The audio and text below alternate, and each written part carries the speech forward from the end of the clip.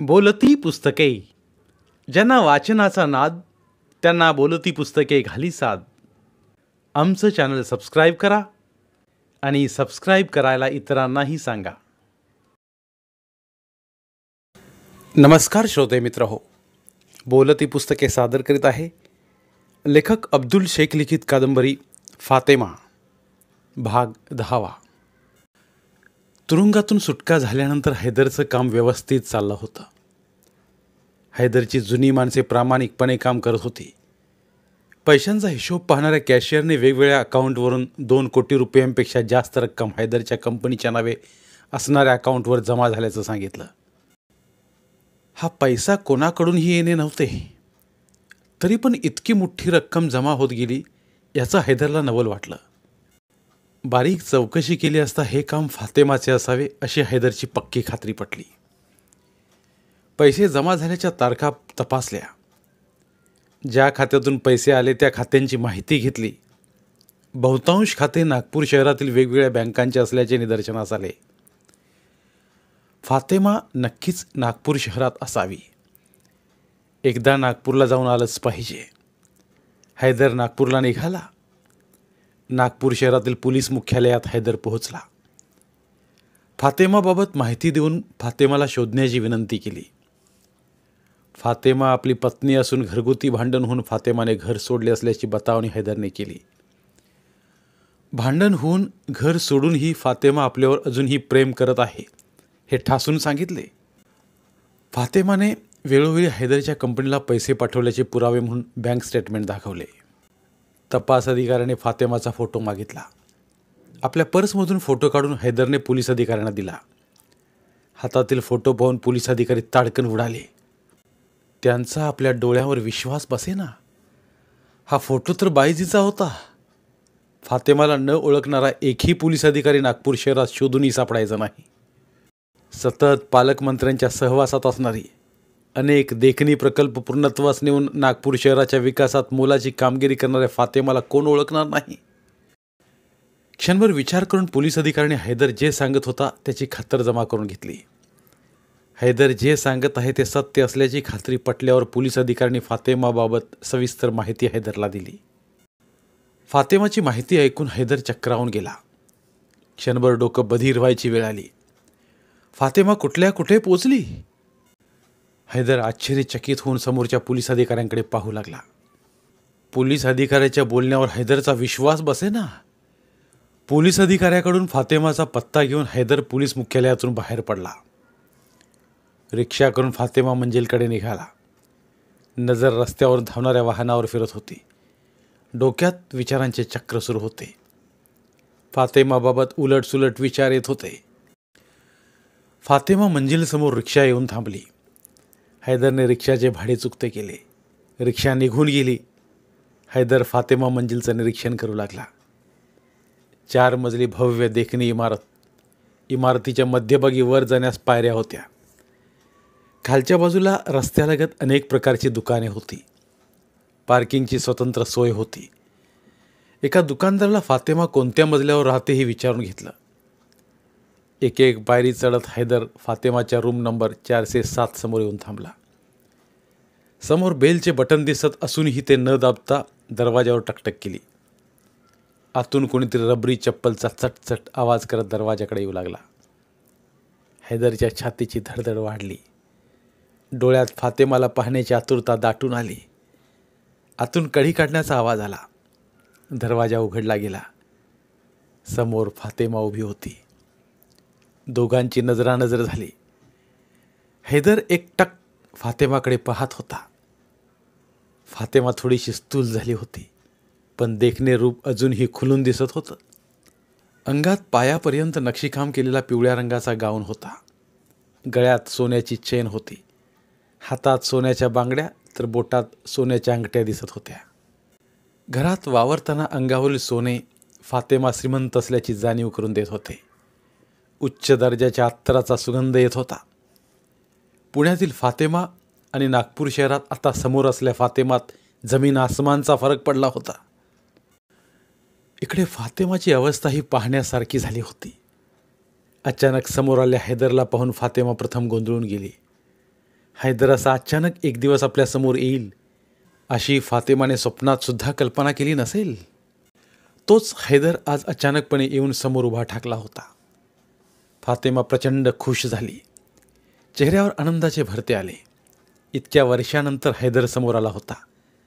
ताटातूट झालेला हैदर आज समोर होता. नव्हे, नियतीने आपल्याला हैदरपासून दूर केलं होतं. तो हैदर आज आपल्या दारी आला होता. त्याला घट्ट मिठी मारावी असं वाटू लागलं.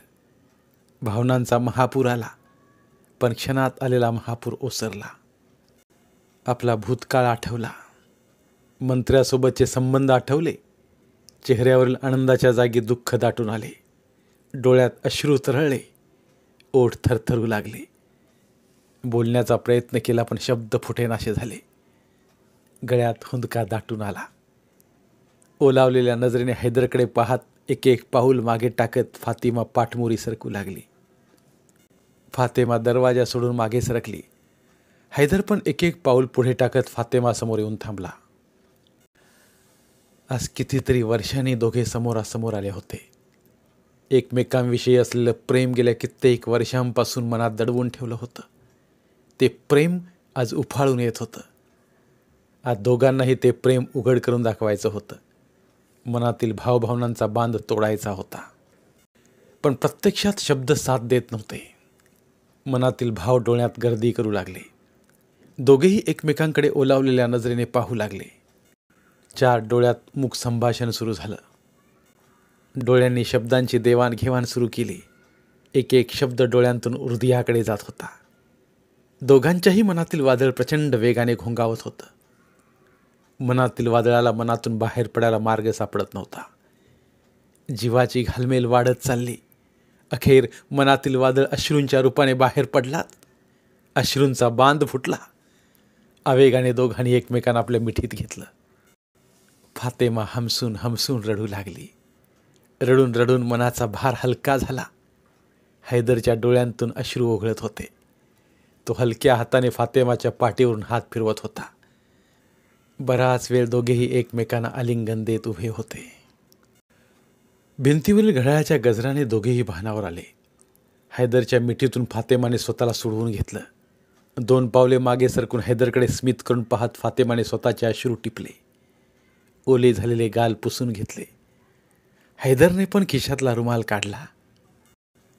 क्षण 2 क्षण असेच निघून गेले. अखेर फातेमाने स्वतःला सावरलं. बाथरूमकडे इशारा करून हैदरला हात पाय धुवायला सांगितलं. नवख्या पाहुण्यासारखा हैदर गुमान बाथरूमकडे सरकला. बाथरूममधून बाहेर पडताच हैदरची नजर फातेमावर पडली. ती हातात टॉवेल घेऊन उभी होती. हैदरने टॉवेल घेऊन हातपाय तोंड पुसून घेतलं. टॉवेलमधून अत्तराचा आणि सुवासिक पावडरचा सुगंध येत होता. या वासाने हैदरवर एक प्रकारची धुंदी चढत होती. त्याने स्वतःला कसेबसे सावरले. कदाचित फातेमाने गडबडीत स्वतःच्या वापरातील टॉवेल हैदरला दिला असावा. टॉवेल परत फातेमाला देऊन हैदर सोप्यावर बसला. फातेमा किचनकडे वळली. नेमक्या आज कामवाल्या बायांना सुट्टी दिली होती. कॉफी तयार करून कॉफीचे 2 मग घेऊन फातेमा किचनमधून बाहेर आली. तिची नजर हैदरवर खेळली. हैदर सोप्यावरून उठून खिडकीतून बाहेर बघत होता. फातेमाने कॉफीचे मग टेबलावर ठेवले. मग ठेवताना टेबलाचा टक असा आवाज आला.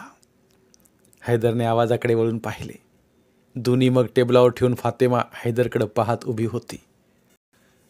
सोफ्यावर बसत हैदरने कॉफीचा मग हातात घेतला. कॉफी पीत असताना दोघेही शांत होते. बोलायला शब्द सापडत नव्हते. जणू शब्द मुके झाले होते.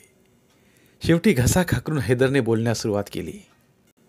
आपको यहाँ इस हालात में देखकर बड़ा ताज्जुब हुआ. फातेमा काही न बोलता शांत बसून होती. काय उत्तर द्यावं हे तिला सुचतच नव्हतं. ऐसी कौन सी मजबूरी आपके सामने आकर खड़ी हो गई थी जो आपको यहाँ इस शहर में आना पड़ा. हैदरच्या मनातील अस्वस्थता वाढत चालली होती. फातेमा अजूनही अबोलच होती. देखो, खामोश रहने से काम नहीं बनेगा. आपको बताना होगा आप यहाँ इस शहर में कैसे आए. ये मंत्री लोगों का क्या मामला है.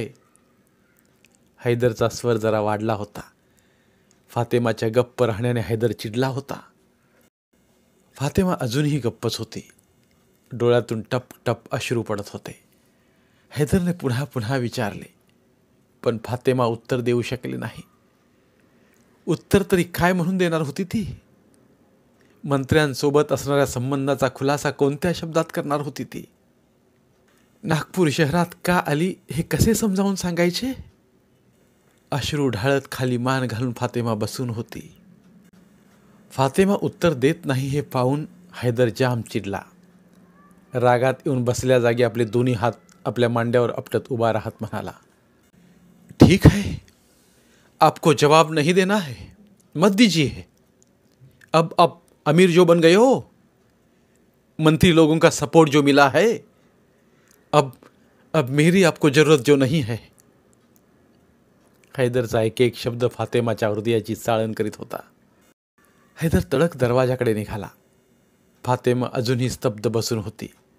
हैदरच्या शब्दबनाने ती घायाळ झाली होती.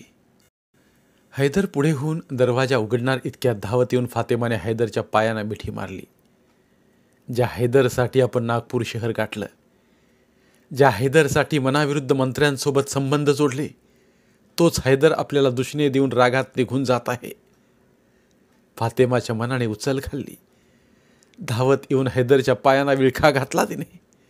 हैदरचे पुढे पडणारे पाऊल थांबले. हळूवार मागे वळून फातेमाला दोन्ही दंडाला धरून उठवलं. फातेमाचा पूर्ण चेहरा अश्रूंनी ओला झाला होता. नाक आणि डोळे लाल झाले होते. दाताखाली घट्ट आवळून धरल्यामुळे ओठातून रक्ताचे थेंब हनवटीपर्यंत खाली आले होते. फातेमाची झालेली ही अवस्था पाहून हैदर गलबलून गेला. काही वेळापूर्वी आपल्या प्रश्नांची उत्तरं न देणाऱ्या फातेमावर रागावणाऱ्या हैदरचा राग कुठल्या कुठं पळून गेला. हैदरला फातेमाची दया आली.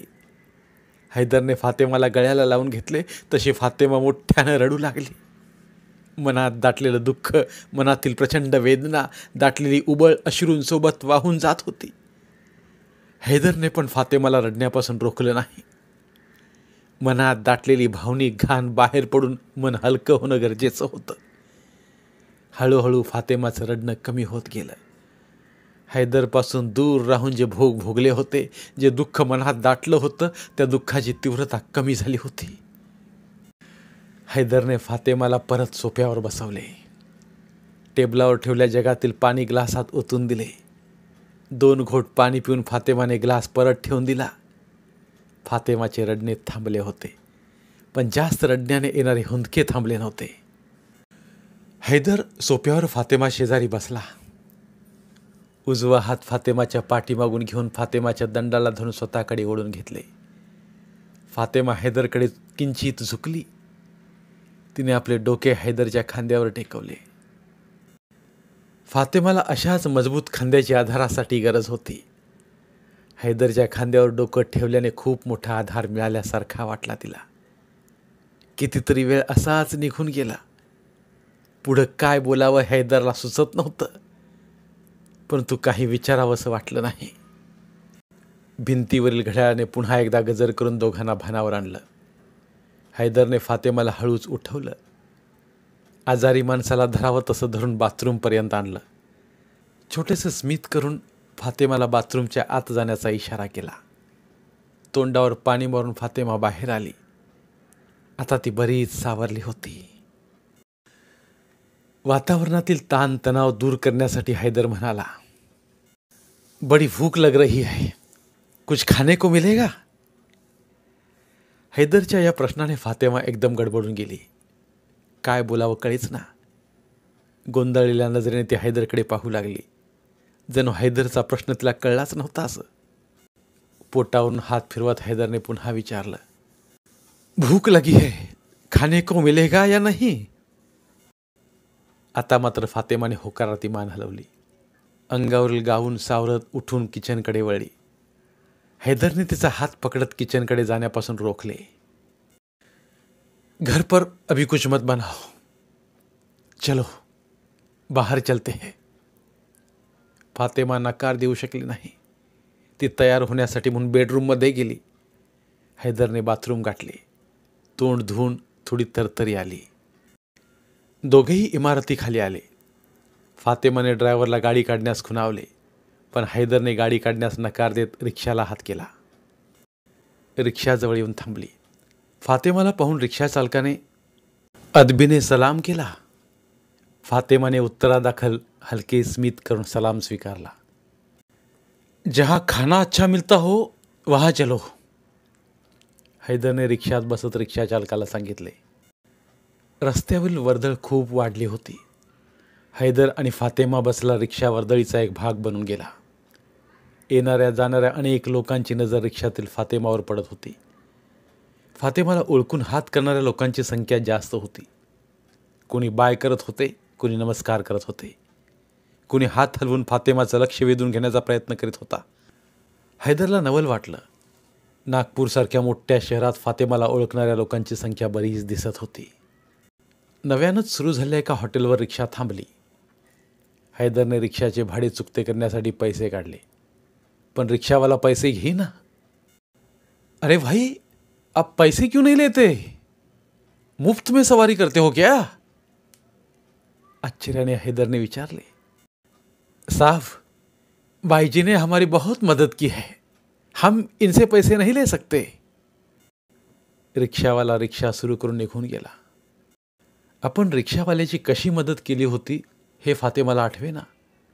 हैदर मात्र कौतुक भरल्या डोळ्यांनी फातेमाकडे पाहत होता. दोघेही हॉटेलमध्ये आले. हॉटेल मालकाने स्वतः पुढे होऊन फातेमाचे स्वागत केले. या हॉटेलचे सर्व काम फातेमाच्या कंपनीनंच केलं होतं. शिवाय पालकमंत्र्यांच्या हस्ते उद्घाटन केलं होतं. पालकमंत्र्यांचे आणि फातेमाचे संबंध जगजाहीर होते. जे लोक पालकमंत्र्यांना ओळखत होते ते फातेमाला पण ओळखत होते. हॉटेल मालकाने जातीने लक्ष देऊन फातेमा आणि हैदरला जेवण दिले. हैदर पुरता गोंधळून गेला होता. फातेमाबाबत हा नवाच अनुभव हैदरला येत होता. फातेमा मात्र थोडी अवघडल्यासारखी झाली होती. ज्या गोष्टी हैदरपासून दूर असायला हव्यात, नेमक्या त्याच गोष्टी हैदरसमोर घडत होत्या. फातेमाचे अवघडले पण हैदरच्या नजरेतून सुटले नाही. इथे हॉटेलमध्ये काही विचारणं बरोबर नाही हे हैदरला समजत होतं. फातेमाच्या मनावरील दडपण कमी करण्यासाठी हैदरने फातेमाला घराबाहेर काढलं होतं. पण झालं उलटच. लोकांच्या नजरेतील भाव पाहून फातेमा जरा संकोचली होती. इथं हॉटेल मालकानं पण जेवणाचे पैसे घेतले नाहीत. रिक्षा करून दोघे परत फातेमा मंजिलवर आले. फातेमाचा व्यवहार सामान्य झाला होता. हैदर सोफ्यावर बसला. फातेमा समोरील दुसऱ्या सोफ्यावर बसली. काय बोलावं हे दोघांनाही सुचत नव्हतं. आपल्या आयुष्यात काय उलतापालत झाली हे फातेमा हैदरपासून लपवू पाहत होती. फातेमाबाबत पोलीस अधिकाऱ्यांनी बरीच माहिती दिली होती. तरी पण फातेमा नागपूर शहरात का आली, इथे तिने काय काय केले हे सर्व फातेमाकडून हैदरला ऐकायचे होते. पण काही विचारले तर तिला पुन्हा मनस्ताप होईल म्हणून हैदर शांत होता. शेवटी मनाचा हिया करून फातेमाने सर्व सांगून टाकले.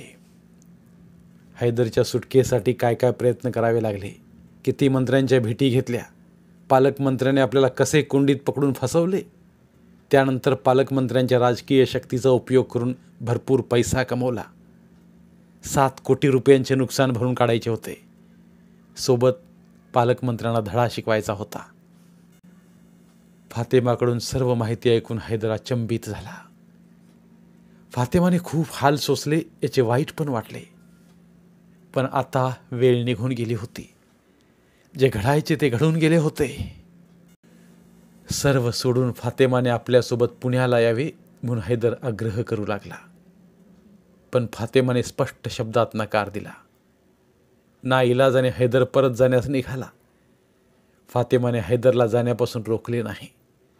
जितक्या लवकर हैदर फातेमापासून दूर जाईल तितक्या लवकर फातेमा पुढची योजना आखायला मोकळी होणार होती. हैदर रात्रीच्या रेल्वेने निघून गेला.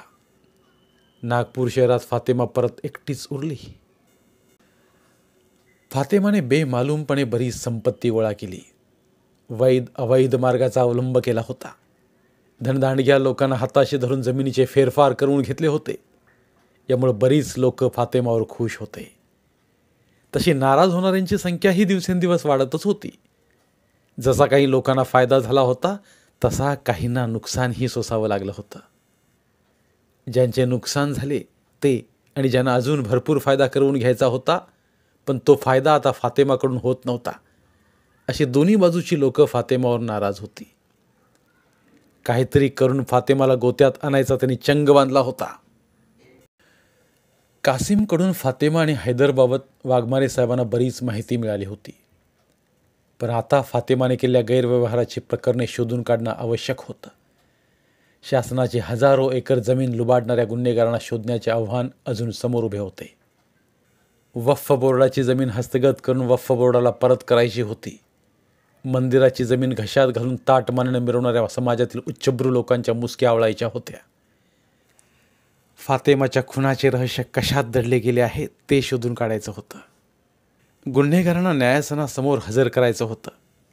मनाचा ठाम निश्चय करून वाघमारे साहेब बसल्या जागेवरून उठले. पुणे शहर, ठिकाण राखीव उपजिल्हाधिकारी कुळकायदा शाखा.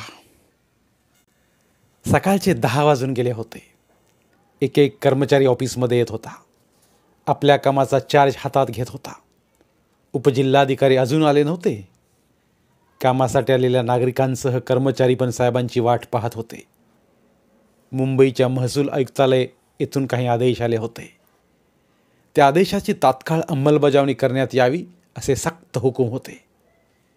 कर्मचाऱ्यांच्या चेहऱ्यावर चिंतेचे सावट पसरले होते. मनाची धाकधूक वाढली होती. आज झाडून सर्व कर्मचारी उपस्थित होते. कितीही अत्यावश्यक कामाचा बहाणा केला तरी कोणाला रजा दिली गेली नव्हती. प्रामाणिकपणे काम करणारे कर्मचारी निश्चिंत होते. आलेल्या आदेशाने ते सुखावले होते. ऑफिसच्या कामाचे ऑडिट करण्यासाठी पुणे जिल्ह्याच्या बाहेरील अधिकारी येणार असल्याने कामात हलगर्जीपणा करणारे कर्मचारी चिंतेत होते. तासाभरात उपजिल्हाधिकारी आले. त्यांच्या चेहऱ्यावरील चिंता स्पष्ट दिसत होती. आपल्या केबिनमध्ये जाऊन खुर्चीवर बसतात न बसतात तोवर एक एक कर्मचारी समोर येऊन उभा राहू लागला. साहेब खुर्ची ओढून बसले. एक नजर धास्तावलेली आपल्या कर्मचाऱ्यावर टाकली. आपल्या कपाळावर आलेला घाम रुमालाने पुसून काढला. उपजिल्हाधिकारी साहेबांच्या समोर मोठ्या लिफाफ्यात सरकारी आदेश पडून होता. साहेबांनी लिफाफा उघडून आतील पेपर काढून वाचण्यास सुरुवात केली. आदेशात स्पष्ट नमूद करण्यात आले होते. पुण्यातील माजी आमदाराने आपल्या पदाचा आणि राजकीय शक्तीचा वापर करून खूप मोठी जमीन कवडीमोल भावाने खरेदी करून जनतेला लुबाडले होते. त्या सर्व जमिनीच्या व्यवहाराचे सर्व कागदपत्र निबंधक कार्यालयातून मागून ताबडतोब शासनाला सादर करावे. तपास करणाऱ्या पोलीस अधिकाऱ्यांना माहिती देण्यास टाळाटाळ न करता पूर्ण सहयोग करावा. काही बड्या अधिकाऱ्यांची चौकशी होणार होती. त्या चौकशी कामात हलगर्जीपणा करू नये हे आणि असे बरेच आदेश आले होते. परत एकदा साहेबांनी आलेला घाम टिपला. समोर उभ्या असलेल्या आपल्या कर्मचाऱ्यावर एक नजर टाकून आलेल्या आदेशाची माहिती दिली. आता या कामात हलगर्जीपणा केलात तर सरळ सस्पेंड करण्यात येईल अशी ताकीद द्यायला साहेब विसरले नाहीत. शेवटी त्यांच्या पण नोकरीचा प्रश्न होताच. कर्मचारी एकमेकांच्या तोंडाकडे पाहू लागले. या बाक्या प्रसंगातून काही मार्ग निघतो का ते चाचपून पाहू लागले. पण पुढाकार घेऊन कुणीही साहेबांपुढे बोलण्याचे धाडस करू शकला नाही. आले तसे एक एक जण साहेबांच्या केबिनमधून बाहेर पडले. काही कागदपत्र गहाळ करावी म्हटली तर तितका वेळ हाताशी नव्हता. दुपारी 12 वाजता मुंबईचे तपास पथक आले. एक एक फाईल तपासून घेऊ लागले. फाईलमध्ये गडबड दिसताच ती फाईल बाजूला गेली जाऊ लागली. बघता बघता अर्धवट फाईलींचा ढीग साचला. सरकारी कर्मचारी कामचुकारपणा करण्यात पटाईत असतात.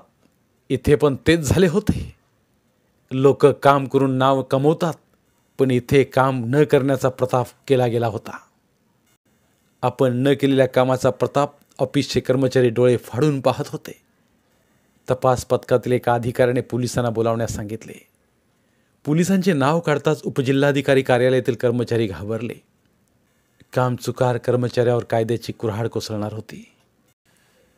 इकडे हैदरच्या पुण्यातील घरात वाघमारे साहेब आणि त्यांची पोलीस टीम तयार होत होती. उपजिल्हाधिकारी कार्यालयात जाऊन मुंबईच्या पथकाच्या मदतीला आणि संरक्षणाला जाण्याचे आदेश होते. सोबत आवश्यक ती कारवाई करण्याचे आदेश सकाळीच मिळाले होते. आदेशाची अंमलबजावणी प्रभावीपणे होण्यासाठी पुण्यातील स्थानिक पोलिसांना मदतीला घेतले होते. स्थानिक पोलिसांची टीम बाहेर वाघमारे साहेबांची वाट पाहत थांबली होती. सुरेश आणि त्याच्या साथीदारांना इथे हैदरच्या घरीच थांबण्याच्या सूचना वाघमारे साहेबांनी दिल्या. सुरेशवर लक्ष ठेवण्यासाठी 2 हत्यारबंद पोलीस शिपाई तैनात होते. दुपारचे 3 वाजले. मुंबईच्या तपास पथकाचे काम संपले. पुढची कार्यवाही पोलिसांना करायची होती. बाहेर वाघमारे साहेब आतून बोलावण्याची वाट पाहत थांबले होते. आतून बोलावणे आले. माझे कसलेही काम नसताना वाघमारे साहेबांनी मला सोबत घेतले होते. सरकारी कामात माझ्यामुळे कसलाही अडथळा येऊ नये म्हणून मी काळजी घेत दूर उभा होतो. वाघमारे साहेब आणि त्यांची टीम लगबगीने आत शिरली. आतील एकही कर्मचारी बाहेर पडू नये म्हणून अगोदरच बंदोबस्त केलेला होता. बरोबर 1 तासानंतर मला ऑफिसमध्ये बोलावण्यात आलं. तसं पाहता या सर्व कारवाईशी माझा कसलाही संबंध नव्हता. तरी पण वाघमारे साहेबांनी मला आत का बोलावले हे समजत नव्हतं. द्विधा मनस्थितीत मी आत गेलो. ऑफिसच्या मधोमध लाल रंगाच्या कापडात बांधून ठेवल्या फायलींचे 5-6 गठ्ठे होते. त्यावर पोलिसांनी सील ठोकले होते. पूर्ण पंचनामा करून गठ्ठे ताब्यात घेतले होते. पंचनामा करताना साक्षीदार लागतात. उपजिल्हाधिकारी साहेब स्वतः सरकारी कर्मचारी होते. आपल्याच माणसांच्या गैरकृत्याचे पहिले साक्षीदार तेच होते. उपजिल्हाधिकारी साहेब निश्चितच वाघमारे साहेबांच्यापेक्षा उच्च दर्जाचे अधिकारी होते. वाघमारे साहेब त्यांना आदेश देऊ शकत नव्हते. पण सध्या वाघमारे साहेबांना गृहमंत्रालयातून स्पेशल पॉवर देण्यात आली होती. आज ते जिल्हाधिकाऱ्यांकडे सुद्धा कसलीही परवानगी न घेता चौकशी करू शकत होते. वाघमारे साहेबांनी पहिला साक्षीदार म्हणून उपजिल्हाधिकारी यांची स्वाक्षरी घेतली. जनतेतील तटस्थ साक्षीदार म्हणून माझी सही घेतली. सध्या तरी कोणत्याच कर्मचाऱ्याला अटक करण्यात आली नव्हती. सील केलेले गठ्ठे पोलीस व्हॅनमध्ये सुरक्षितपणे ठेवण्यात आले. पोलिसांचा ताफा उपजिल्हाधिकारी कार्यालयातून बाहेर पडण्याच्या तयारीत होता. मुंबईच्या तपास पथकातील अधिकारी आपापल्या गाड्यात बसले होते. समोर पोलिसांच्या गाड्या वाट अडगून थांबून होत्या. तपास पथक पोलीस वाहनांच्या पुढे जाण्याची वाट पाहत होते. सर्व गाड्या सुरू झाल्या. आता गाड्या निघणार इतक्यात एक महागडी मोठी लक्झरी कार आत आली. त्या कारने बाहेर पडणाऱ्या गाड्यांचा ताफा अडवला. काहीतरी विपरीत घटना घडते की काय अशी शंका वाघमारे साहेबांना आली. चक्क पोलीस गाड्या अडवण्याचे धाडस केले गेले होते. गाड्या अडवून जप्त केलेल्या फाईल्स लुटण्याचा डाव तर नसावा. वाघमारे साहेब आपल्या गाडीतून उतरले. 5-6 हत्यारबंद पोलीस शिपाई पण धावत वाघमारे साहेबांच्या सोबतीला आले. त्याने आपल्या बंदुका कारवर रोखल्या. वाघमारे साहेबांनी पण कमरेला अडकवलेल्या आपल्या होल्स्टरवर आपला हात ठेवला. कुठल्याही क्षणी होल्स्टरमधून रिव्हॉल्वर बाहेर पडण्यास सज्ज होता.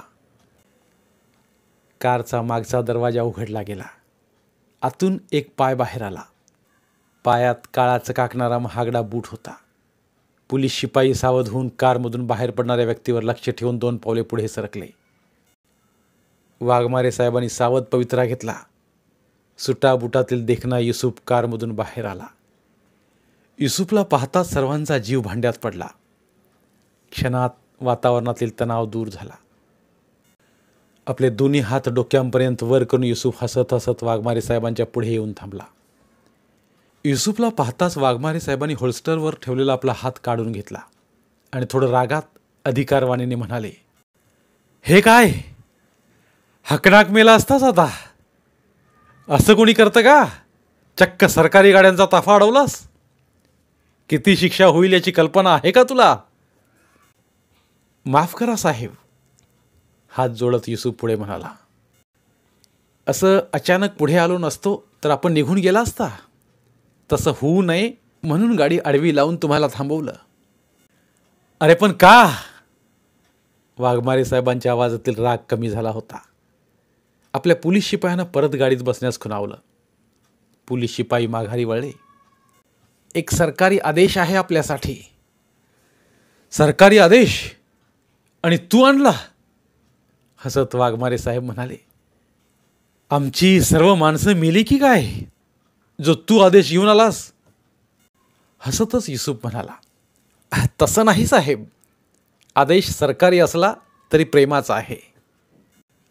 आता मात्र वाघमारे साहेब थोडे गंभीर होत म्हणाले, सरकारी आदेश आणि तोही प्रेमाचा? मी नाही समजलो. तसं म्हणाल तर सरकारी समजा, नाहीतर खाजगी समजा. अजूनही युसूफ मंद स्मित करत होता. हे बघ, असं कोड्यात बोलू नकोस, उशीर होतोय. आम्हाला लवकर पोलीस मुख्यालयात पोचायचं आहे. जे सांगायचं ते लवकर सांग. वैतागत वाघमारे साहेब म्हणाले, तुम्हाला आजची रात्र हैदर साहेबांच्याच घरी काढायची आहे, युसूफने सांगून टाकले. वाघमारे साहेब रागात आले. हा सरकारी आदेश आहे? असा आदेश कोणी देतं का? आणि तसंही मी हैदरच्या घरीच राहणार आहे. माझी माणसं अजून तिथेच आहेत. तसं नाही हो साहेब, युसूफ काकुलतीला येऊन म्हणाला. ऐकून तरी घ्या. बरं बोल, काय सांगायचं आहे तुला? महसूल मंत्र्यांनी आज रात्री सर्वांना हैदर साहेबांच्या घरी थांबायला सांगितलं आहे. सर्वांना म्हणजे कोणाला? वाघमारे साहेबांनी विचारलं. म्हणजे तुम्हाला आणि त्या मुंबईच्या अधिकाऱ्यांना, युसूफने खुलासा केला. बरं, तू चल आमच्यासोबत, उशीर होतोय. रस्त्यात काय ते सांग. वाघमारे साहेब आपल्या गाडीकडे वळले. युसूफ पण मागे मागे आला. गाडीत बसताना वाघमारे साहेबांच्या लक्षात आलं, युसूफ पण आपल्या मागून आला आहे. तू पोलीस गाडीत बसणार? आश्चर्याने युसूफने आणलेल्या कारकडे बोट करत वाघमारे साहेबांनी विचारले. ह्या कारचा काय उपयोग मग? आत्ताच तुम्ही म्हणालात ना सोबत चल म्हणून, रस्त्यात बोलू म्हणालात ते. युसूफने वाघमारे साहेबांना शब्दात पकडले. अच्छा, चल तर मग. वाघमारे साहेबांनी आपल्या एका साथीदाराला पुढे ड्रायव्हर शेजारी बसायला सांगून स्वतः युसूफसोबत पोलीस जीपमध्ये मागच्या बाजूस बसले. पोलीस गाड्यांचा आणि मुंबईच्या अधिकाऱ्यांच्या गाड्यांचा ताफा पोलीस मुख्यालयाकडे धावू लागला. रस्त्यात युसूफने महसूल मंत्र्यांचा निरोप सांगितला. मुंबईहून आलेल्या अधिकाऱ्यांची राहण्याची सोय शासकीय विश्रामगृहात जाणीवपूर्वक केली नव्हती. सर्वांना हैदरच्याच घरी थांबायचं होतं. स्वतः महसूल मंत्री रात्री या अधिकाऱ्यांना भेटण्यास हैदरच्या घरी येणार होते. त्यावेळी वाघमारे साहेबांना पण सोबत राहण्यास सांगितलं होतं. वाघमारे साहेबांना नवल वाटलं. सरकारी नियमानुसार काहीही घडत नव्हतं. सरकारी कामाबाबत जी माहिती घ्यायची असते अथवा द्यायची असते ती एकतर संबंधित अधिकाऱ्याच्या ऑफिसवर द्यायची असते किंवा संबंधित मंत्र्यांच्या ऑफिसवर द्यायची असते. इथे एका खाजगी घरात अधिकाऱ्यांची आणि मंत्र्यांची भेट होणार होती. सोबत पोलीस पण असणार होते. सील केलेले गठ्ठे पोलीस बंदोबस्तात पोलीस मुख्यालयात ठेवण्यात आले. वाघमारे साहेबांनी तपास पथकातील अधिकाऱ्यांना युसूफने आणलेला महसूल मंत्र्यांचा निरोप सांगितला. अधिकाऱ्यांनी फक्त होकारार्थी माना डोलावल्या. सोबतीला आलेले पुण्यातील स्थानिक पोलीस अधिकारी आणि शिपाई आपल्या वरिष्ठ अधिकाऱ्यांना रिपोर्ट करून घरी गेले. वाघमारे साहेब मुंबईच्या अधिकाऱ्यांना सोबत घेऊन हैदरच्या घरी आले. युसूफ अजूनही वाघमारे साहेबांच्या सोबत पोलीस जीपमध्येच होता. युसूफने दुपारी आणलेली कार आता सोबत नव्हती. हैदरच्या घरी येताच सर्वांना आश्चर्याचा धक्काच बसला. हैदरचं घर आतून सजवलं होतं. एखाद्या पार्टीसाठी सजवतात तसं सजवलं होतं. ताजी फुले भिंतीवर चिकटवली होती. फुलांचा मंद सुगंध सगळीकडे दरवळत होता. मोठ्या हॉलमधील सर्व फर्निचर काढून टाकण्यात आले होते. फर्निचरच्या जागी ओळीने खुर्च्या मांडून ठेवण्यात आल्या होत्या. खिडकीखाली टेबल ठेवला होता. टेबल पण फुलांनी सजवले होते. असं वाटत होतं की आज इथे कोणाचा तरी वाढदिवस साजरा करण्यात येणार आहे. किचनमधून स्वयंपाकाचा सुवास येत होता. आलेल्या सर्वांना अगोदर फ्रेश व्हायला सांगितलं. आजच्या कार्यक्रमाची सर्व तयारी सुरेश आणि त्याच्या साथीदारांनी केली होती. वाघमारे साहेबांना सुरेशचं कौतुक वाटलं. अपराधी जगात वावरणारा सुरेश इतका रसिक असेल असं वाटलं नव्हतं. दिवसभर कामाच्या व्यापात अडकलेले मुंबईचे अधिकारी फ्रेश होऊन हॉलमध्ये येऊन बसले. सुरेशच्या माणसाने थंड पाणी आणून दिले. नंतर थंड पेय आणून दिले. आज कसला कार्यक्रम आयोजित केला आहे याची चौकशी सुरेशकडे केली. त्याने कानाला खडा लावला. आपल्याला कसलीही माहिती नसून ही तयारी महसूल मंत्र्यांनी करायला लावल्याचं सांगितलं. कामाच्या व्यापात दुपारी कोणाचेही जेवण झाले नव्हते. वाघमारे साहेब आणि त्यांची टीम उपाशीच होती. मुंबईची टीम पण उपाशीच होती. सडकून भूक लागली होती. त्यात किचनमधून येणारा घमघमाट अजूनच भूक वाढवित होता. महसूल मंत्री कधी येणार याकडे सर्वांचा डोळा लागला होता. अर्ध्या तासाच्या आत मंत्री महोदय येणार असल्याचे कळले. सुरेशच्या साथीदाराने आजच्या कार्यक्रमाच्या तयारीवर शेवटचा हात फिरवला. जय्यत तयारी झाली होती. महसूल मंत्री आले. युसुफने त्यांचे स्वागत केले. मंत्र्यांसोबत जास्त माणसं नव्हती. आलेल्या सर्वांचे स्वागत करून बसायला सांगितले. सर्वजण आतुरतेने महसूल मंत्र्यांकडे पाहत होते. आजची पार्टी कशाची आहे हे तेच सांगणार होते. भला मोठा केक कापण्यात आला. केक पाहून आज कुणाचा तरी वाढदिवस साजरा करण्यात येणार आहे हे नक्की झाले. भिंतीवर फुगे लावलेले होते. फुग्यासोबत फोटो लावण्यासाठी जागा मोकळी ठेवण्यात आली. थोड्या वेळाने तिथे वाघमारे साहेबांचा फोटो लावण्यात आला. फोटोत वाढदिवसाच्या शुभेच्छा देणारा मजकूर छापण्यात आला होता. कामाच्या व्यापात आज आपला वाढदिवस आहे हे वाघमारे साहेब विसरले होते. महसूल मंत्र्यांनी वाघमारे साहेबांना सुखद धक्का दिला होता. त्यांनीच आजची ही सर्व तयारी करण्यास सांगितले होते. केक कापून वाढदिवस साजरा करण्यात आला. कधीही न विसरण्याजोगे हे क्षण महसूल मंत्र्यांमुळे वाघमारे साहेबांच्या आयुष्यात आले होते. अविस्मरणीय प्रसंग होता हा. राहून राहून महसूल मंत्र्यांचे कौतुक वाटत होते. त्यांनी वाघमारे साहेबांच्या वाढदिवसाची तारीख माहिती करून घेऊन आज मोठ्या उत्साहात वाढदिवस साजरा केला होता. पण एक गोष्ट लक्षात आली नाही. एवढ्या मोठ्या उच्च पदावर विराजमान असणाऱ्या महसूल मंत्र्यांनी वाघमारे साहेबांचा वाढदिवस का साजरा करावा? कामाच्या व्यापातून वेळ काढून हैदरच्या घरी येऊन वाढदिवस साजरा करण्यामागे त्यांचा नक्कीच काहीतरी हेतू असावा. अन्यथा मंत्री पोलीस कर्मचाऱ्यांचा वाढदिवस का साजरा करतील? पूर्ण कार्यक्रम होईस्तोवर युसुफ मंत्री महोदयांच्या सोबतच होता. युसुफ सतत मंत्र्यांच्या संपर्कात का असतो हा आणि यासारखे अनेक प्रश्न अनुत्तरित होते. धन्यवाद. उर्वरित कादंबरी पुढील भागात. मराठीतील प्रतिभावंत लेखकांचं साहित्य, कथा, कादंबऱ्या ऐकण्यासाठी आमचं बोलती पुस्तके हे चॅनल सबस्क्राईब करा आणि मराठी साहित्याचा प्रसार करण्यासाठी प्रत्येक मराठी माणसाला सबस्क्राईब करण्यासाठी आवाहन करा आणि बोलती पुस्तके या साहित्य चळवळीत सहभागी व्हा. आपले पुन्हा एकदा धन्यवाद.